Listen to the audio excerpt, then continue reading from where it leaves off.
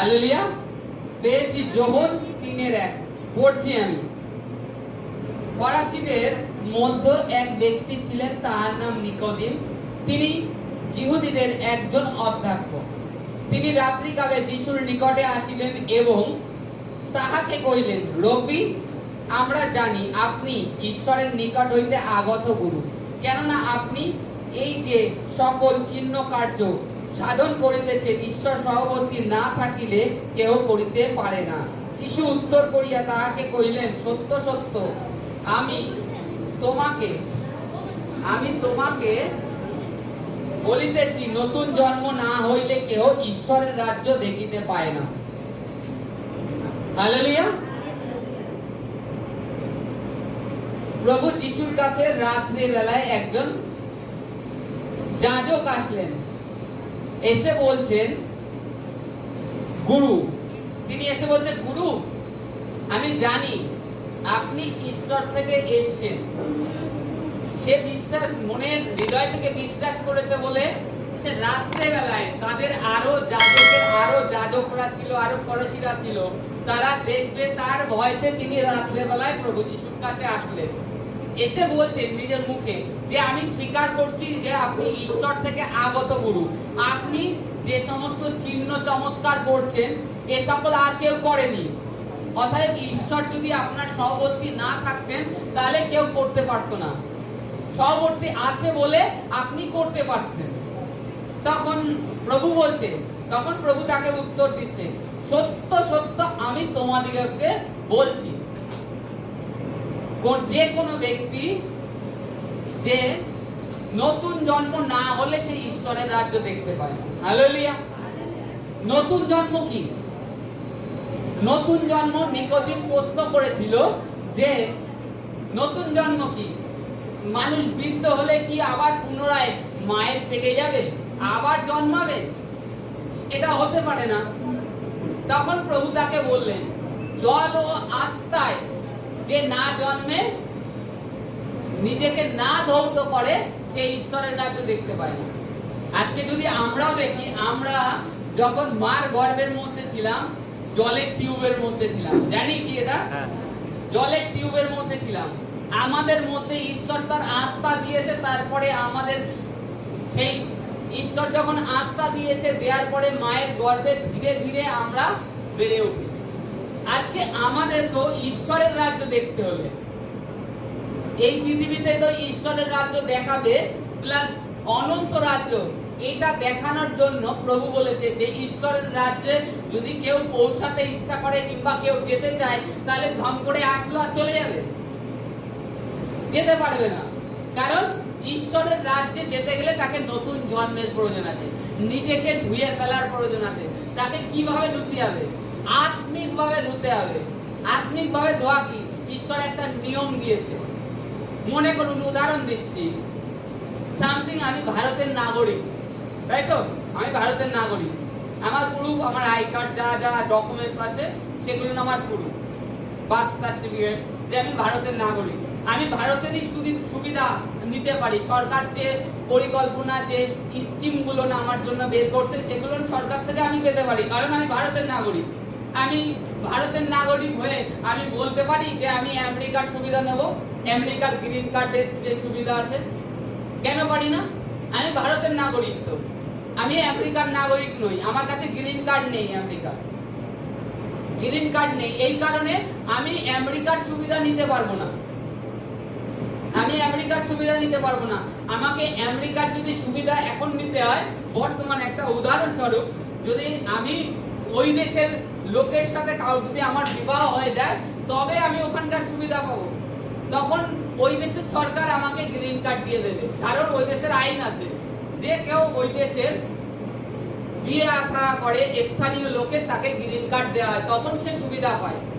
আজকে আমরাও যদি স্বর্গ রাজ্যের সুবিধা নিতে চাই, আমাদেরকে নতুন জন্ম হওয়া প্রয়োজন, আমাদের গ্রিন কার্ড প্রয়োজন।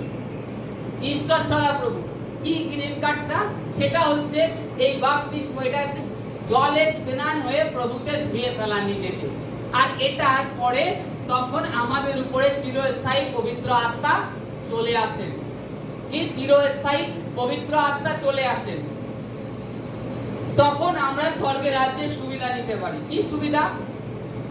কি সুবিধা? আবার বলতে পারো কি সুবিধা?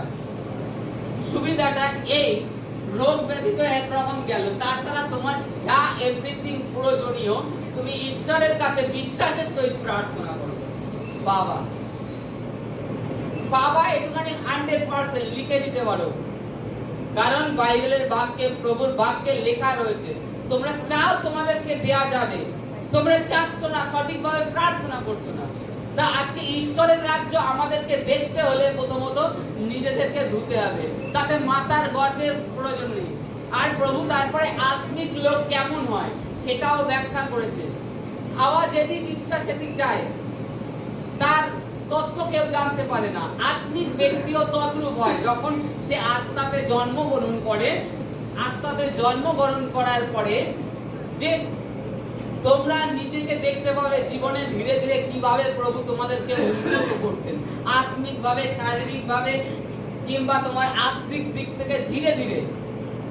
কারণ তোমার মধ্যে থেকে মন্দ জিনিসগুলোর প্রভু ধীরে ধীরে ধীরে ধীরে বের করে দেবেন। তখন তুমি দেখতে পাবে তোমার পরিবারে বেলেছি, তোমার ঘরে বেলেছি। কারণ প্রভু এই কারণের জন্য আজকে নিয়ে এসেছেন।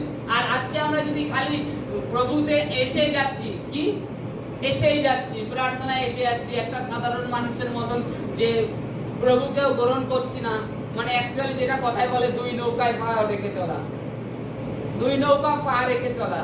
প্রভুকে যখন জেনেছো প্রভুতে ডুব দাও, নাই তোমার লাভ নেই, কোনো লাভ নেই।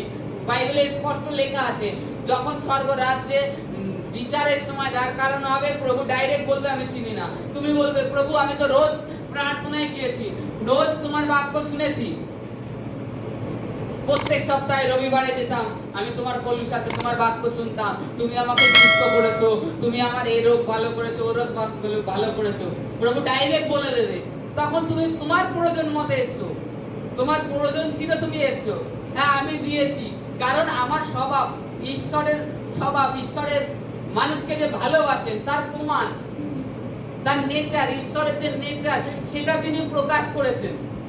কারণ ঈশ্বর তোমাকে, ঈশ্বর সকলের উপরে যেরকম সূর্যের আলো দিচ্ছে, বৃষ্টি দিচ্ছে, অক্সিজেন দিচ্ছে, তদ্রূপ তোমাকেও দিয়েছে।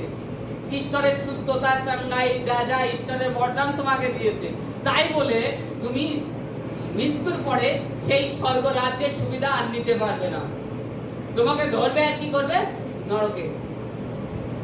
বলবে যে একে, এ এখানকার যোগ্য নয়, এ স্বর্গ রাজ্যের যোগ্য নয়, একে ধরো আথা কুণ্ডে ফেলে দাও, আথা কুণ্ডে ফেলে দাও, আমি তোমায় চিনি না। সেখানে দন্ত ঘর্ষণ হবে। আজকে আমরা যদি ঈশ্বরের থেকে সুবিধা নিতে চাই, আমাদেরকে বাপ্তিস্ম এটা প্রয়োজন, আবশ্যক, অনন্ত রাজ্যের জন্য, এটা আজকের জন্য নয়।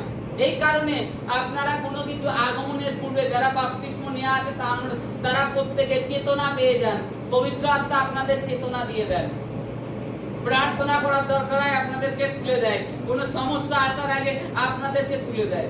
একটা অবিশ্বাসীকে আপনি গিয়ে দেখতে পারেন তাদের জীবনে সমস্যা আসলে তাদেরকে চেতনা দেয় কিনা? দেয় না, তাদেরকে দেয় না চেতনা, কারণ তাদের মধ্যে সেই পবিত্র আত্মা নেই। যিনি স্বর্গের রাজ্যে নিয়ে যাবে, যিনি আমাদের গ্রিন কার্ড, যিনি আমাদের পাসপোর্ট, যা কিছু বলতে পারি, সেই পবিত্র আত্মা তাদের মধ্যে নেই। আর আজকে নতুন জন্ম না হলে কেউ পবিত্র আত্মাকে মানে অনন্তকালের জন্য পেতে পারে না। পবিত্র আত্মা আসছে, সুস্থ করে দিয়ে যাচ্ছে, ঈশ্বরের দূত আসছে, সুস্থ করে দিয়ে যাচ্ছে। কারণ একজন অবিশ্বাসীকে ঈশ্বর চায় কি, এ এখনো জগতে শিশু আছে, একে তৈরি করতে হবে। এই কারণে ঈশ্বর তাকে ঝমঝম তার জীবনে অদ্ভুত অদ্ভুত কার্য করে দেয়, সুস্থ করে দেয় ঝটপট করে। কিন্তু একজন পুরানো বিশ্বাসীর কিন্তু সেটা নয়। তার জীবনে একটা সমস্যা আসলে ঝম করে যায় না। কেন যায় না? সেই বিশ্বাসী, পুরানো বিশ্বাসী হয়ে ঈশ্বরকে যে জানে, জানার পরে যে কি অধিকার দিয়েছে সে অধিকার ব্যবহার করে। এই কারণের জন্য তার জীবনে সমস্যাটা এড়িয়ে থাকে। আর যখন পুরনো বিশ্বাসী কি, আমরা যদি দেখি বাইবেল হিসাবে একজন পুরনো বিশ্বাসী, মনে করেন আজকে 8-10 বছর কি 5-7 বছর হয়েছে সে প্রভুতে আছে, প্রভুতে চলছে, তাই তাকে কি বাচ্চা বলা যায় না? আত্মিক ক্ষেত্রে তাকে আর বাচ্চা বলা যায় না, কারণ সে প্রভুর সম্বন্ধে অনেক কিছু জেনেছে। কাকে বাচ্চা বলা যায়? যে নতুন আসছে, এখনো প্রভুকে গ্রহণ করেনি, সে হচ্ছে শিশু। সে হচ্ছে শিশু, তার বয়স 80 বছর হতে পারে, তার বয়স 90 হতে পারে, কিন্তু সে আত্মাতে, আধ্যাত্মিক জগতে শিশু। তাকে নতুন করে ঈশ্বর শিক্ষা দেন, তৈরি করান, যে এ আত্মিক ভাবে গড়ে উঠুক। শারীরিক ভাবে জীবন কাটিয়েছে, কিন্তু আত্মিক ভাবে তৈরি হওয়ার প্রয়োজন আছে। তা আজকে আত্মিক ভাবে তৈরি হতে হলে ঈশ্বর যে আমাদের কার্য দিয়েছে, তার আজ্ঞা দিয়েছে, যে আমরা যদি সেই স্বর্গ রাজ্যের সুবিধা নিতে চাই। আজকে তো শারীরিক জীবন অল্প কয়েক দিনের, আমরা জানি, আমরা ভালো করেই জানি। একটা ফুল ফুটছে, এখন সন্ধ্যা হলে সেই ফুলটার পাপড়ি আস্তে আস্তে ঝুলে নেতিয়ে যাচ্ছে, পরে সেই পাপড়িটা পড়ে যাচ্ছে। আজকে মানুষের আয়ু তদ্রূপ, কিন্তু ঈশ্বর সদাপ্রভু তিনি অনন্ত, তিনি অনন্ত।